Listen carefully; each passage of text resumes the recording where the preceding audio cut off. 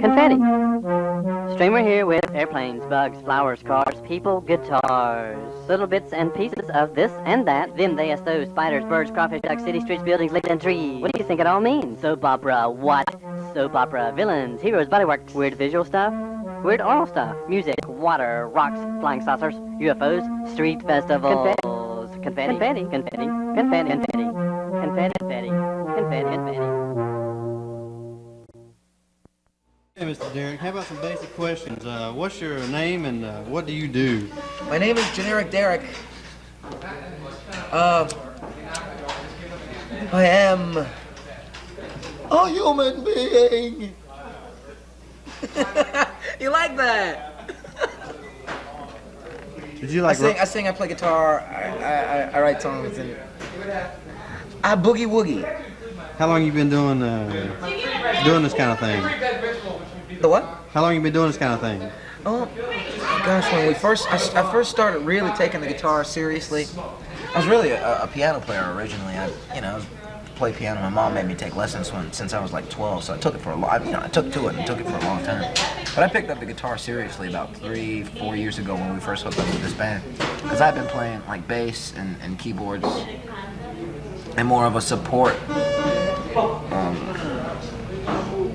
kind of role for a lot of my friends. And the Estranged is my first ability to really write songs, be like autonomous as like a songwriter and stuff, and it's really it makes life worth living. Yeah. So I just started playing guitar. I just started really writing songs and putting them together with musicians about with the birth of the Estranged. So my boys have been so helpful, man. They've been so patient while I learned how to play guitar and all that. It's really rewarding. Those Bruce and Bruce, man, those guys are just the deal. Those guys are just the deal. I'll say. How do your ideas for songs coming to be in? Just pop it to your. Well, sometimes the whole song is there at one time, and we spend a lot of time just trying to recreate what it is that's going on in my head, trying to get it in people's ears. And sometimes I'm working on, like lyrical tidbits, and the band will be practicing or playing or just warming up or something. We'll come across a riff and it starts from there, and a lot of times it's like a spontaneous combustion thing with the band. So, and a lot of times we start out with one little riff, and then we work on it for literally months, just trying different arrangements and different lyrics. So they really come together in different ways and in different stages. That's part of what makes it really fun. I mean, you just never know. A lot of times, it just depends on what's going on in our collective lives at the time. We have a whole. We have like chicken broth and unleaded. But you had one new song tonight. How often do you come up with new stuff? I have found, just through like my diary and journal of what's going on and stuff, the more we get to practice, the more prolific we are as a band. A lot of times we get consecutive practice days, or we play 3 nights in a row. It seems like we get a little momentum, we get a vibe, and sometimes this stuff just like happens like that. A lot more often than when our day jobs are getting us down and we only get to play maybe once every two weeks or so, or when we only get to play when we're gigging. It works kind of like that. Can you say anything about the importance of crowd response? Man, this is stuff you feed off of. It's really a real vain thing, but that's why you do it. So people get up and shake the loose booty. I mean, that's why you do it. There is a certain selfish gratification, of writing songs that you like for their own sake, but that validation for the crowd. I mean, to me, that's the whole thing. Not that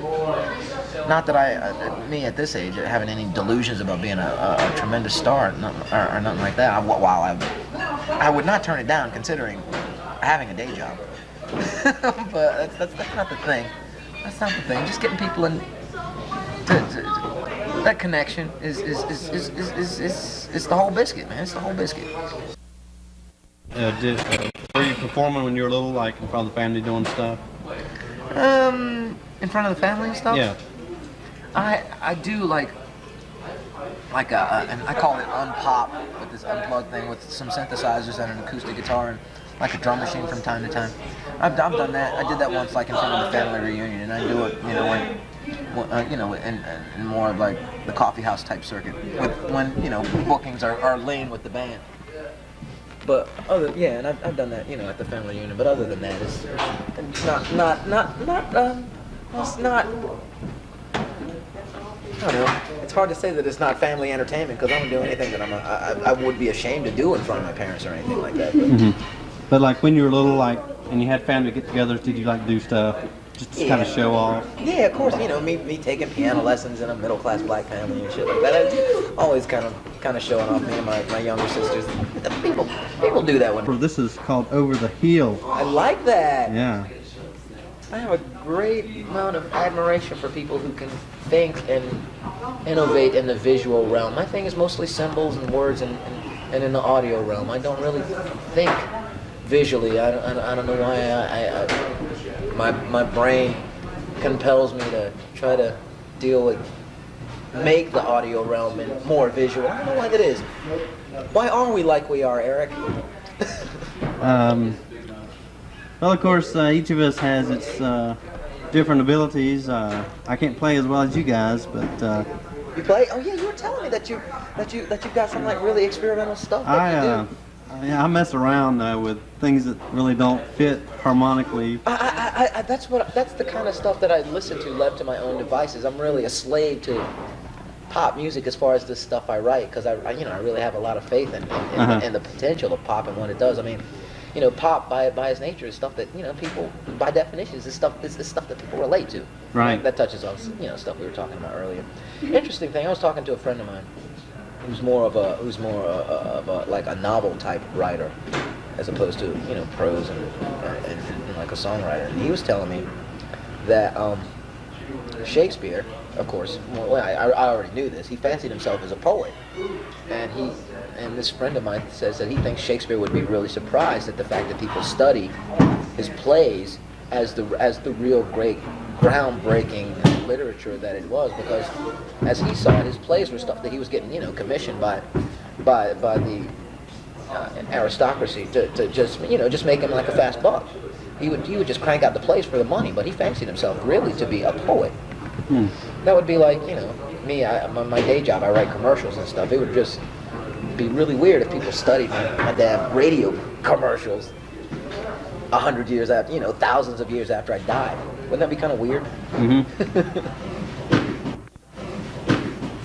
I don't know how that related to what we started on. Well, we're sort of creating our own stream of consciousness, or perhaps unconsciousness. I think that's what it was touching on. Car died. My car. How do you get your inspiration? Is it like through writing, and it develops into songs and notes and melodies? And sometimes I've just come up with a phrase that sticks in my head, just like that. A lot of times comes up with conversations with people and we're talking about something totally different. And a lot of times it's just, hey man, I like how those words sound together. And you know, and lyrically it happens like that. I don't know, like we were talking about earlier, sometimes it all comes to me at one time. Lyrically, I know exactly what it is I want to say. And I spend most of the rest of the time at the word processor trying to crank out that thing that I heard in that state of mind. Boom, it's just there, you know. Oh shit, I got to dig through this and find it. I don't know. And a lot of times there's stuff going on in your life that just, you know, highly charged emotional stuff that you gotta rip yourself open and dig inside and you know, see what it is. A lot of times. That's why I really like writing a lot of songs, because a lot of times I don't like. I look at a song that I wrote, you know, 6 months ago that was so important to me. I said, man, I don't like the fact that I was thinking those thoughts. You know, it's a lot of it's really chronicles. It's a real journal type thing. A lot of it's really embarrassingly personal sometimes. Of all the songs you've written, how much of that would that say about you? That is specifically, and not really subtly. Like, well, does that make any sense? Like, I understand the question. It's a hard question. Well, all of them lyrically are a representation of me. How accurate that is a different question, because, you know, you occupy different emotional, intellectual, socio-economic space as time goes on. You know, if you have like time is like like a graphic thing, you're occupying different space as you go along. You know, the time variable. So a lot of times the songs are nothing more than that emotional or socioeconomic or intellectual space that I'm occupying at that point in time. It may not be there as time goes forward or backwards, or I may be someplace totally different, or someplace relatable but different, or even the same place as time goes on. But I guess that's it. Yeah, that's it. A snapshot of a representation of the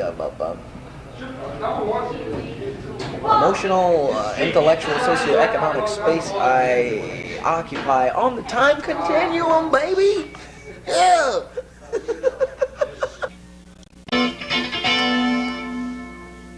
Have you written a song based on some reaction you got from the crowd by playing another song? Does that make any sense? Yeah, it makes sense. Although I haven't quite gotten that. Although one of the first song that we play. Oh man, you've been listening to the lyrics. Shame on you. The first song we played, which is called "You Are the Buzz," really has a lot to do with that rush you get playing in front of a lot of people.